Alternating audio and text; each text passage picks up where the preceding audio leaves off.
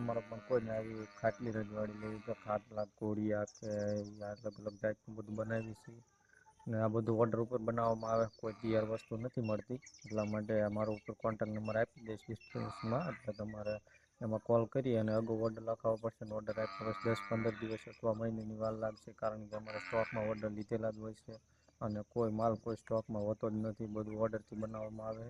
એટલે નીચે નંબર આપેલો છે, એમાં કોન્ટેક્ટ કરીને ઓર્ડર આપી શકો છો. જય માતાજી.